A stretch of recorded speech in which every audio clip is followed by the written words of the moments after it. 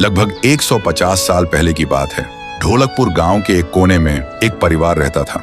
उस परिवार में था पीहू, उसका बड़े भाई साहुर और उनके मम्मी पापा। एक सुबह पीहू और साहुर घर के बाहर खेल रहे थे और अंदर उनकी मम्मी किचन में खाना बना रही थी। वो थोड़ी जल्दी में थी और तभी अचानक उनके कपड़ों में आग लग जाती है। वो चीख चीख के चिल्लाने लगती हैं। पीहू और साहुर मम्मी की चीख सुनकर भागकर अंदर आते हैं और जैसे ही मम्मी को जलते हुए देखते हैं वो चिल्लाते हैं, पापा जल्दी आओ पापा।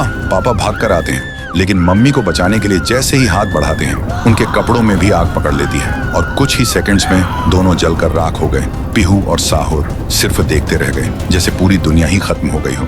अब पीहू घर में अकेली रहने लगी और साहुर हर दिन खेतों में काम करता, सिर्फ इसलिए ताकि उसकी बहन भूख से ना रहे।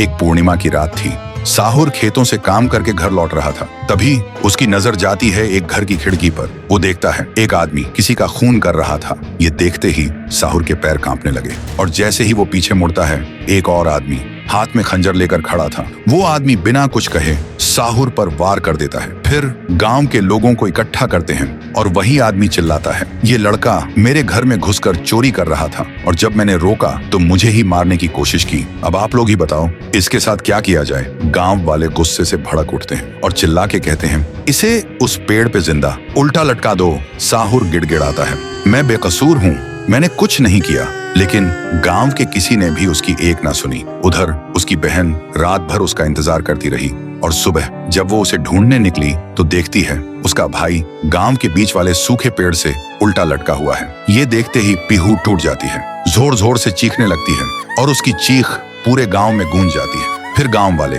पीहू को भी चोर का बहन कहकर गांव से निकाल देते हैं और तब से साहुर की आत्मा उस पेड़ के अंदर समा गई थी और पीहू गांव के बाहर एक झोपड़ी में रहने लगी थी। रोज एक पेड़ के नीचे बैठकर भीख मांगती थी, लेकिन कोई भी उसे कुछ भी खाने को नहीं देता था। वो बस भूखी पेट पेड़ के नीचे लेटी रहती थी। साहुर भी अपनी बहन का दर्द महसूस कर पाता था, लेकिन वो कुछ नहीं कर सकता था। फिर एक दिन पीहू रास्ते में खाना मांग रही थी और तभी एक नशे में चली गाड़ी ने उसे कुचल दिया था। तब से पीहू एक भूखी आत्मा बन गई जो हर गांव में भटकती थी, सिर्फ एक ही बात कहकर, मुझे भूख लगी है। ये सब याद करते ही तुंग तुंग तुंग साहुर की आंखों से आंसू टपकने लगते हैं और तभी उसे एक आवाज सुनाई देती है और बिना कुछ सोचे तुंग तुंग तुंग साहुर उस सूखे पेड़ के अंदर से निकलता है और अंधेरे में सीधा उस आवाज की तरफ चल पड़ता है। तो दोस्तों, अगर आप चाहते हो कि अगले पार्ट में पीहू, गुड़िया और तुंग तुंग तुंग साहुर की पावर दिखाई जाए तो इस वीडियो को 2 लाख लाइक्स तक पहुंचाओ,